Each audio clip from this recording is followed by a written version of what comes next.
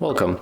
If you want to connect Bluetooth device to your Archos Access 57, for the first you have to open the notification bar, click on the Bluetooth icon and then click and hold it to open the Bluetooth settings. Do the same on the second smartphone or the second device that you want to connect. Right now let's go for the available devices. And we have to wait until the smartphones find each other's. So just be patient. And here I got the Archos on my private smartphone, but I'm waiting when it's going to show my Huawei on the list. So I'm going to click one more time to search for the new devices.